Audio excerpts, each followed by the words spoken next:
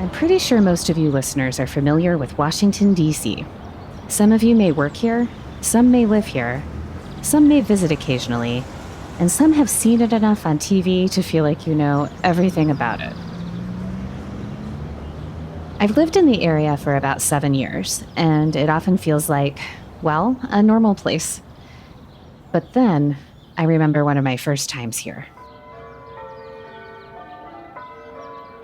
Back in 2011, my husband and I attended a wedding at the park next to the Netherlands Carillon between Arlington Cemetery and the Iwo Jima Memorial. It was fall, and the park was full of beautiful leaves with radiant colors. But what made it even more memorable was the panoramic view of the DC area. It was majestic, and seeing the city and the monuments, even from a distance, gave me a sense of awe. Last episode, we featured 2 JROTC cadets, Jake and Easten, both winners of a national essay contest. The 2 high schoolers from Texas and Hawaii, respectively, both traveled to Washington to accept their prizes. And in the midst of this trip, they visited our offices to talk with us. Neither Jake nor Easten had been to Washington before, and during our session, we could tell that they were blown away by what they had seen. The second day is when we actually got into our sightseeing. We went to the Holocaust Museum. That was cool to see. Very interesting. We went around to all the different monuments and the National Mall and everything and went to each one, and they had like a whole little thing set up for us, and we were tired at the end of the day, but it's cool to be able to see all that. And what was the highlight of the trip for Easton? The Lincoln Memorial? One of the museums? The Capitol building?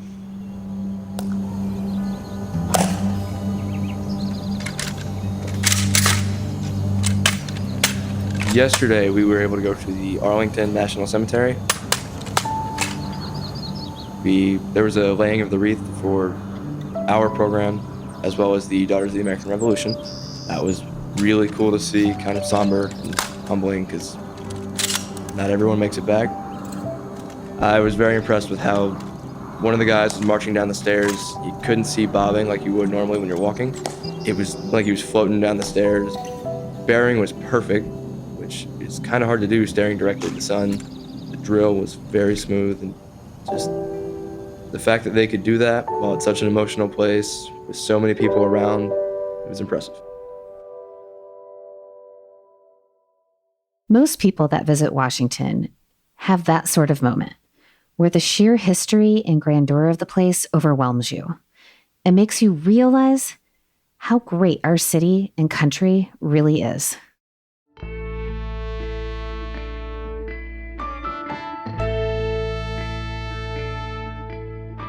I loved hearing Easton's moment of inspiration, and in today's episode, we hear more from him and Jake, as well as ROTC cadets Catherine and Kyle. Last week, we spoke with these future Army leaders on a wide range of topics, and today we finish up our 2-episode deep dive as they talk about recruitment, what service means, climate change, and even AI. It's an insightful chat, and much like Washington, has moments of inspiration. I'm Carrie Varro-Heikes, and this is Army Matters.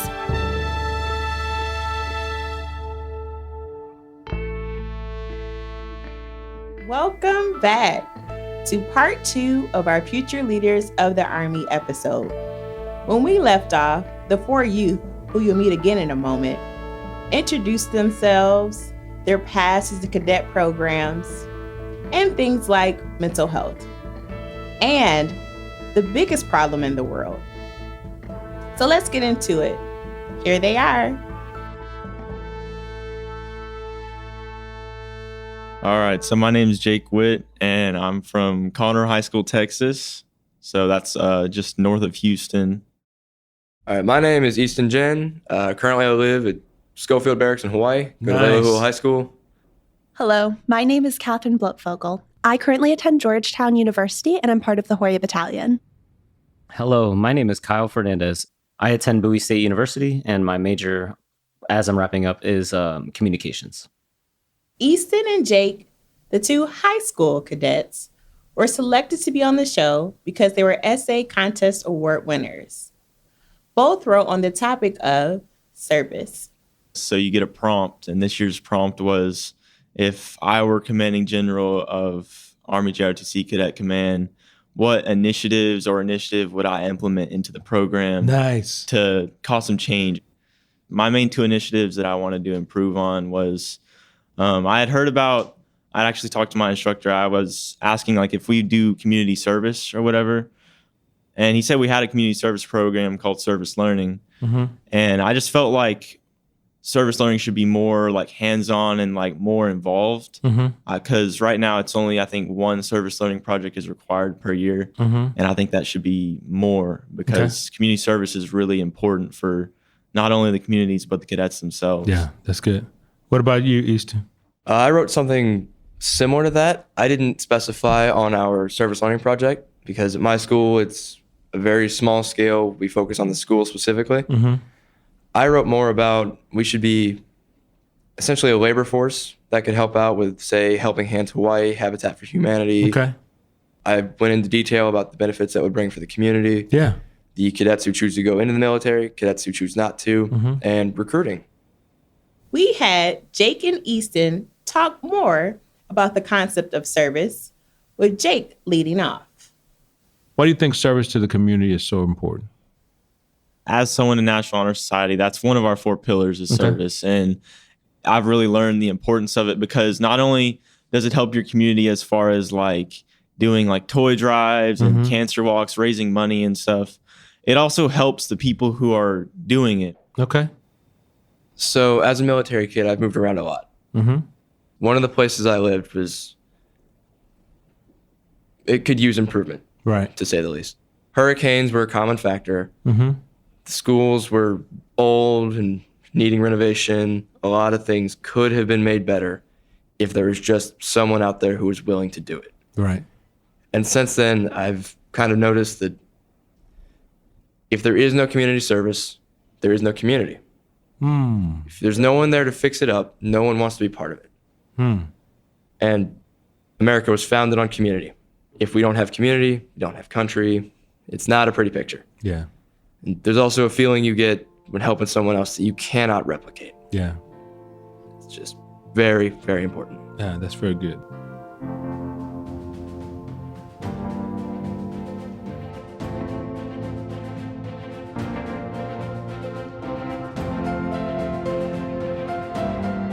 The Defense Prisoner of War and Missing in Action Accounting Agency is dedicated to building a reckoning of our missing heroes. Join us online at dpaa.mil for the Korean Cold War Government Briefing, August 17 through 18 in Arlington, Virginia. Discover their mission to account for the missing and bring answers to their families.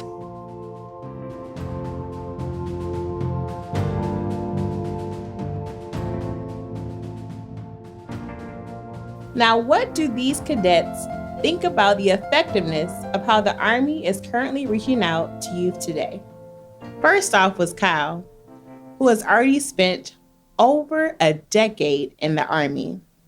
And his thoughts were, well, a little blunt. I honestly would say I think the military as a whole just does a horrendous job being able to paint the picture to the civilian population, to what you get, what you receive. Yes, I'm serving, but man, I've received so much in my years of service. I feel like I'm honestly the lucky one. I don't even look at it as service at times. Whether it's trying to reach out to a certain community, we have incredible stories of those people that have been extremely successful in those positions. Like, look at yourself, a retired general. Do we do the good job of going back where we came from and telling people, hey, look, I did it, you can do it too? No, we typically mandate recruiters. Some do, yes.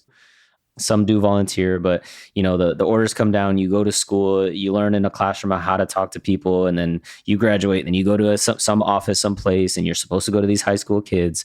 And no one's really out there saying like, "Look, I did it, so can you." This is what I learned. This is what I received. These are the friendship. This is the bond. These are the skills. There's so many programs. Like the Army has a gaming team. Like you get paid to play video games. A lot of these kids are already doing that, and they're not getting paid. The military has like a weightlifting team, like a CrossFit team, like a track team, boxing, like all of these things. whatever it is that you want to do, there's probably an outlet. There's probably a way to do it. Hey, and like I said earlier in the conversation, you probably have no idea what you want to do. So like, give it a shot. Catherine echoed some of that, insisting the Army should focus on the programs they have to help people. I think that we should meet people where they're at. The Army has a lot of programs and a lot of opportunities and a lot of support. I joined the Army because I saw the career potential, and I saw the potential to help me get a degree at a high-level university. But I know there are people that have different goals in their life, and I know that the Army has programs that can help them reach those goals. And so as a non-Army recruiter, I think that it's really just about listening to what they need and seeing what their goals are and explaining how the Army can help them reach those goals.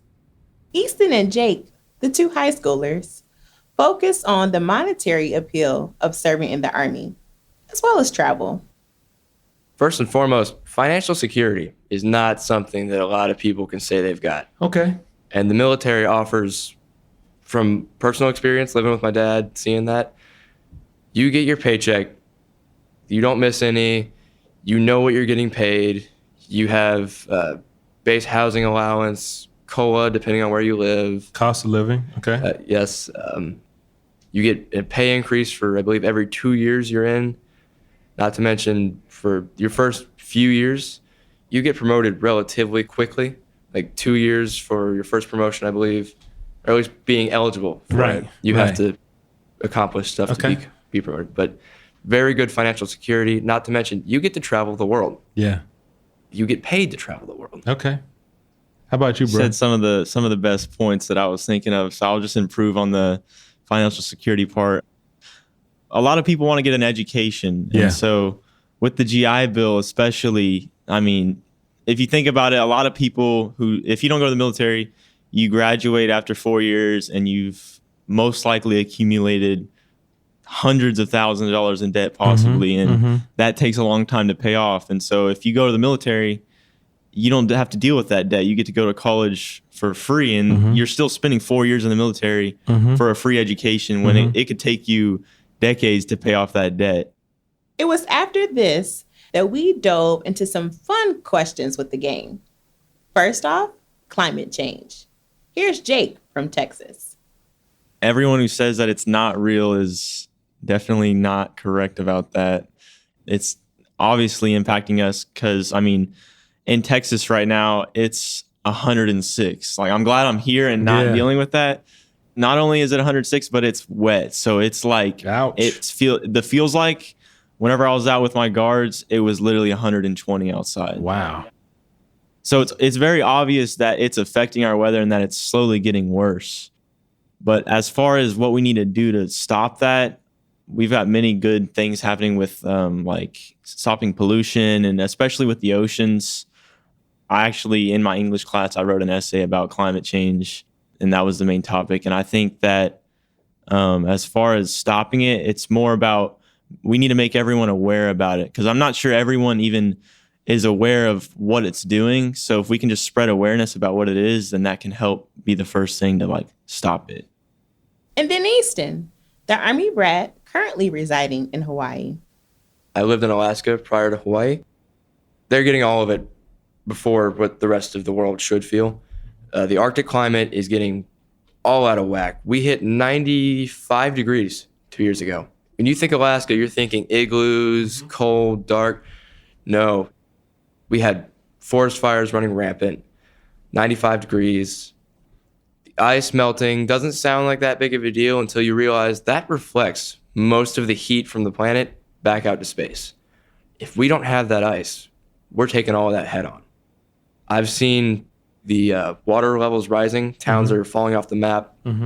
There were some native towns, I believe, the Nupiaq tribe. Okay. Their town's gone. It all fell into the ocean. The silt's gone. Their food's gone. They might as well be gone. Right. It is a very big deal. I could go on for hours about this. Ocean acidification, water level rising, plants dying, deforestation. There's so much that we could do to stop it. The main issue is economics. We can't, unless we overhaul everything, which there's no good solution for that. And what do they think about a topic that seems to be on the news every day? AI. Again, Jake from Texas. My first ever hearing about AI and stuff like that was actually in like elementary school. We had like a Lego like robotics team. And so after like learning about how like viable like stuff like that can be, Right. I started becoming interested in like all types of things like drones and just technology in general. Yeah. And then now seeing that like AI has like developed so much to where like even in the military we have drones that are like not even like physically piloted. I think that's really interesting. And I think that it definitely has a lot more to go, but I think it's very interesting personally. I have mixed feelings on this topic. Okay. I believe AI could be used to do amazing things. I know it recently passed, I believe it was the bar in 5 minutes, and it passed more than most people do. I know it's passed a lot of medical exams, like various AIs, and make doctors seem obsolete. I know they are not. At the same time, in the wrong hands, this great technology could be used to do horrible things, hacking bank accounts, draining the stock market of whatever it's worth. It just depends on how it's used.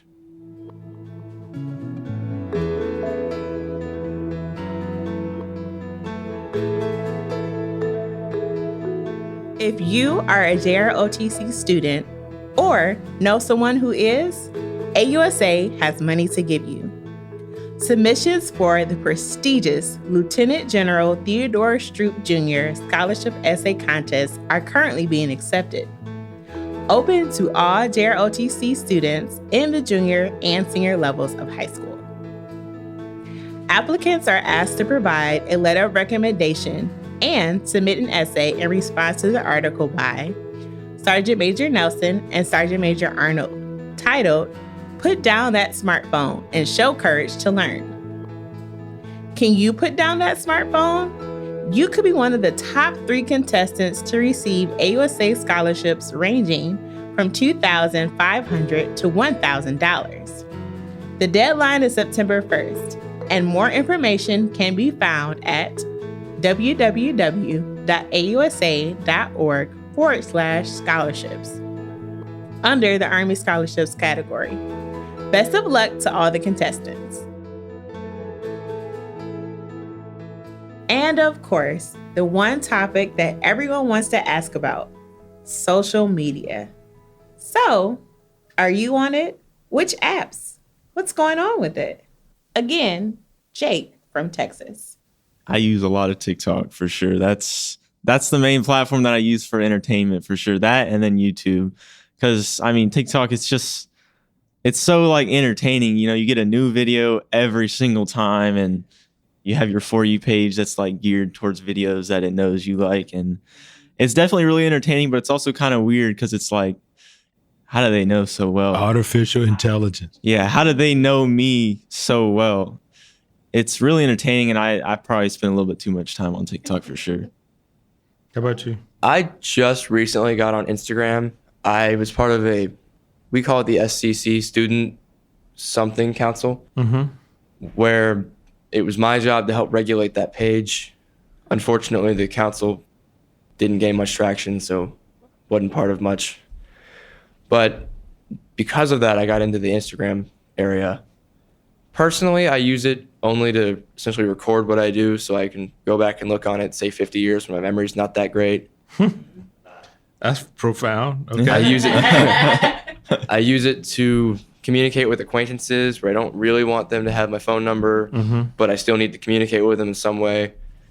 But I try my hardest to stay off of it. I know it's really bad for mental health. And because it's entirely geared for you, that algorithm shows you what you want to see, not necessarily what you need to see. Right. Yeah. Give me a trend. Tell us something I might not know about. I'm not on TikTok, by the way. So you ask me anything TikTok, I don't know. Go ahead. Oh, well, then I don't know if I can really say much. We can establish the fact I'm not a TikToker. That's all I really know. Okay. I'm not on TikTok. Sorry. If you don't know anything about TikTok, then I mean, that's the biggest social media right now. So okay. For your age group, yes. Yes, sir. What about you, bro?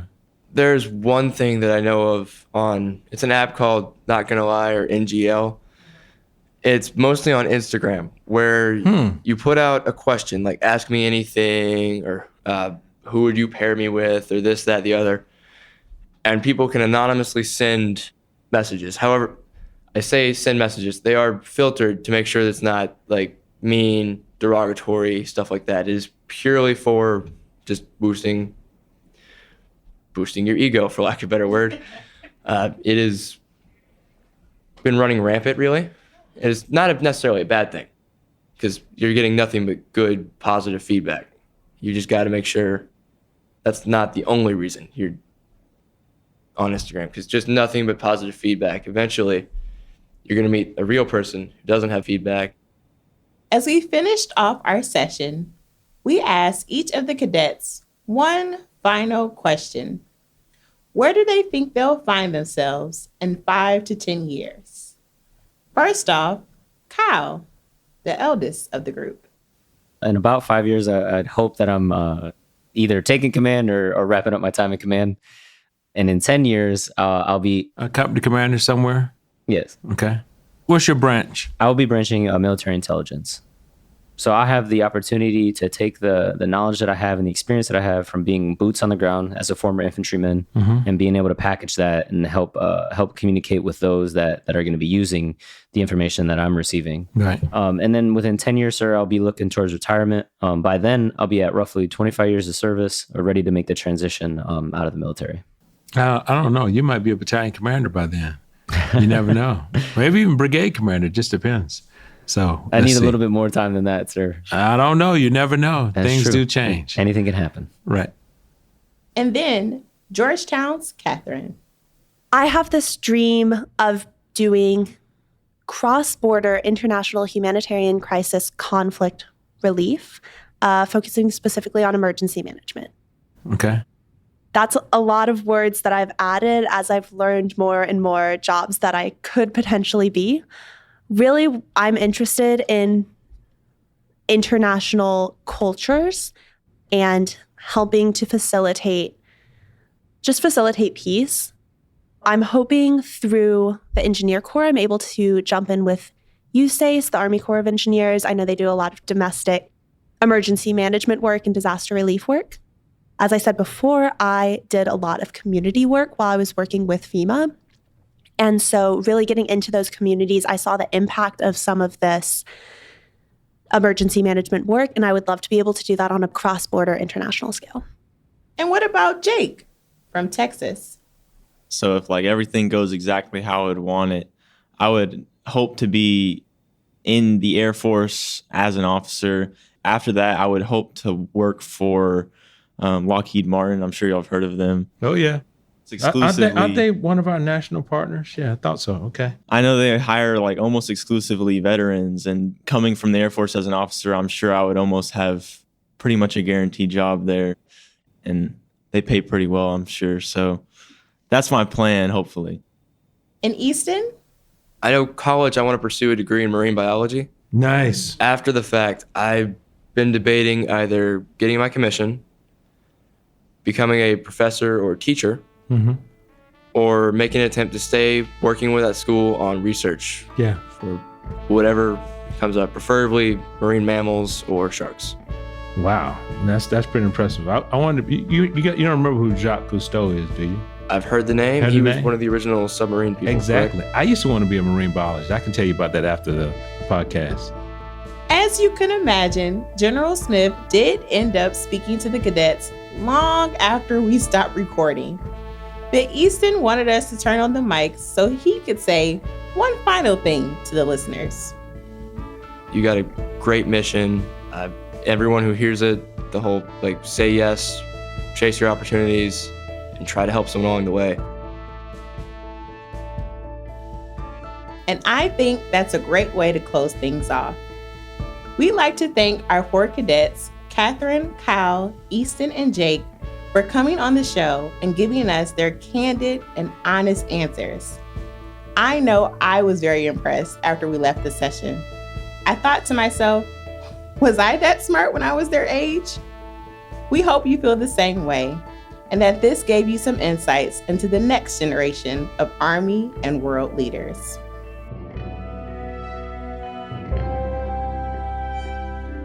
To all our listeners, thanks for joining us. Army Matters is brought to you by the Association of the United States Army, the U.S. Army's professional association, member-supported, Army-connected. Visit us at ausa.org for more information or to become a member. Your membership helps AUSA continue to carry out its mission, educate, inform, and connect with the total Army, our industry partners, and supporters of a strong national defense. Today's episode was hosted by Lieutenant General Retired Les Smith and LaSharon Duncan, an anchor hosted by Carrie Barrow-Heckes.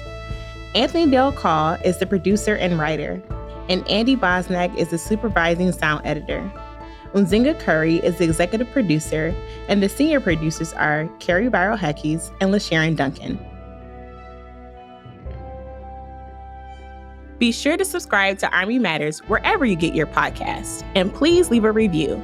As you know, we love seeing stars in the Army, especially if it comes in the form of a 5-star review.